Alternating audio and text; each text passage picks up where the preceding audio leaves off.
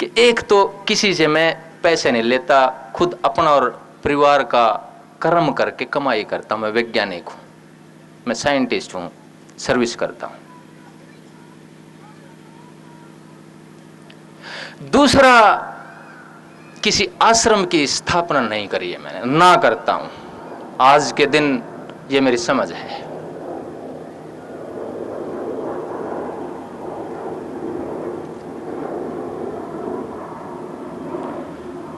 आजकल सत्संग TV channel पे चला हुआ है, उसको देख करके एक भाई ने फोन किया मेरे पास।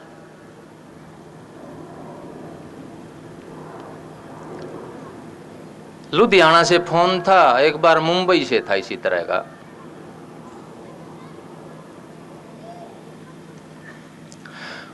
वो कहने लगा कि जी मैं अभी आज आपका सत्संग देखा है टीवी चैनल पर,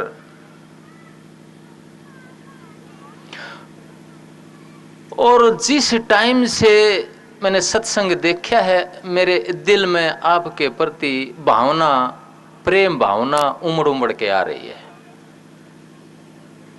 मेरा रोने को मन करता है, आपसे मिलने को मन करता है। आप बताइए लुधियाना में कोई आपका सेंटर कहां है या कहां मिल सकते हैं आप? मैंने उस भाई को यही बोला कि आपको कहीं धक्के खाने की जरूरत नहीं है, मेरा कोई सेंटर नहीं है, मेरा आश्रम है तो तेरे दिल के अंदर है, मेरा आश्रम है तो तेरे घर के अंदर है। मेरा विचार है कि घर को आश्रम बनाऊं, इस दिल को आश्रम बनाऊं, कोई स्थूल आश्रम का पता ना दूं आपको।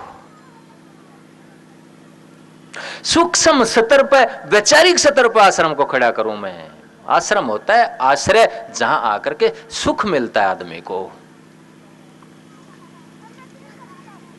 तो मेरी बातों को सुन करके इसी तरह मुंबई से फोन आया। वो कहने लगा रोता हुआ कि मैं आपके चरणों को चूमना चाहता हूं। मैंने उसको बताया कि गुरु के चरण या परमात्मा के चरण बाहर नहीं है, वो तेरे अंदर हैं। आंख मीचो और उस मालिक को याद करो, खुदा को याद करो, वो नूर अंदर से प्रगट हो जाएगा, वो दर्शन अंदर से प्रगट हो जाएगा।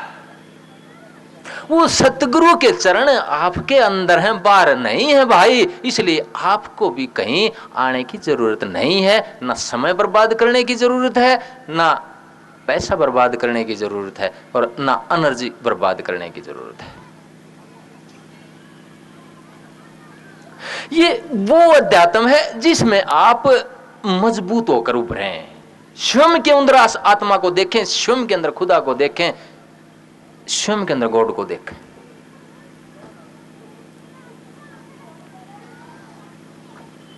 फिर आप खुद ही जो भी स्टेप उठाओगे वही आपके लिए यज्ञ हो जाएगा, वही आपके लिए आहुति हो जाएगी। यही कहते हैं शंकराचार्य जी कि जो भी कर्म है वो यज्ञ है। उस ब्रह्मा के यज्ञ में वही आहुति है, जो भी कर्म है। यही श्री अरविंद कहते हैं कि all works is yoga. Integral yoga में यही कहते हैं वो कि जो भी आप काम करते हैं वो योग है, क्योंकि उसमें तन मन और आत्मा का एक संयोग होता है। जब उन तीनों का मेल होता है तभी कोई एक्शन जनरेट होती है, तभी कोई कार्य, तभी कोई क्रिया शक्ति जन्म लेती है। इसलिए जो भी कर्म करते हैं आप, वो आहुति है और वही यज्ञ है, वही योग है। फिर उस परमात्मा को पल पल आप अपने साथ जुड़ा हुआ पाते हैं। किस तरह से? छोटी सी मिसाल दे करके बताऊंगा। एक बच्चा स्कूल में पढ़ता था,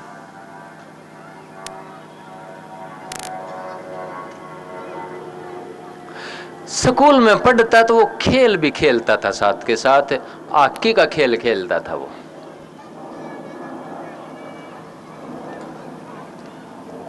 जब भी उसका मैच होता था, उसका खेल होना होता था, तो उसका पिता उसके साथ जाता था। वो बैठ करके देखता था और वो अपनी पिता की खुशी को देख के जब पिता तालियां बजाता था तो उसका हौसला भी दुगना हो जाता था।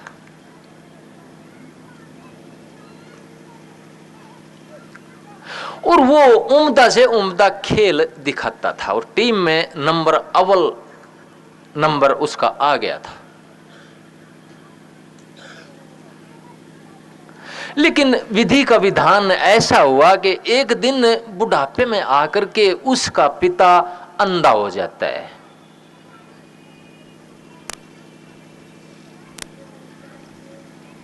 पिता कहता है कि बेटे मैं देख तो सकता नहीं, इसलिए मैं घर पे रह जाता हूं और तू खेला जा करके।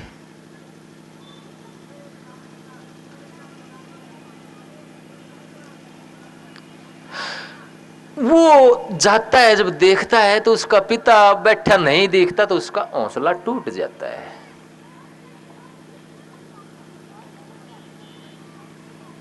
और उसके खेल का जो सतर था वो गिरता चला जाता है।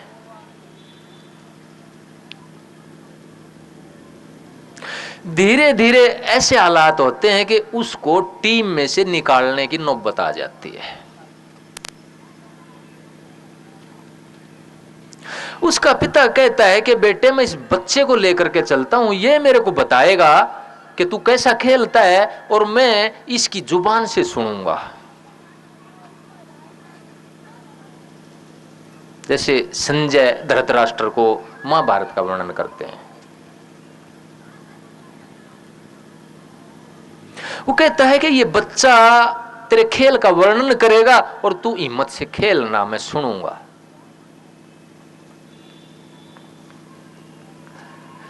वो जाता है, पिता बैठ जाता है, लेकिन फिर भी वो देखता है कि तेरा पिता देख नहीं रहा है, इसके अंदर जो उमंग पैदा होनी चाहिए थी वो तो होती नहीं। उसका हौसला फिर भी नहीं उठता है क्योंकि पिता देख नहीं रहा है। दृष्टि का अपना प्रभाव होता है। कई बार कहते हैं कि सदगुरु की दृष्टि ही काम कर देती है। एक केमिकल प्रभाव, एक रासायनिक प्रभाव, एक रासायनिक ट्रांसफॉर्मेशन पैदा कर देती है। एक छोटा सा वचन एक हार्मोन ट्रांसफॉर्मेशन कर देता है।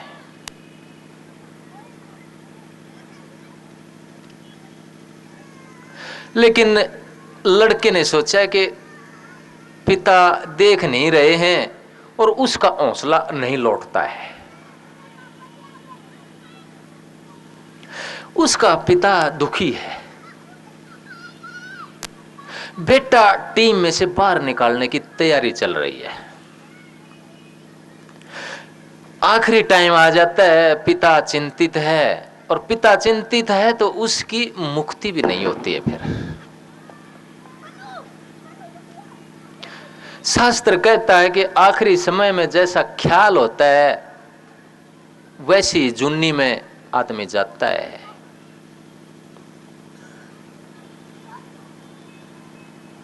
तो आखिरी वक्त पिता चिंतित, एक युक्ति आती है दिमाग में। वो बताता है कि बेटा तू चिंता नहीं कर, पिता की बीमार है, उसी दिन फाइनल मैच है।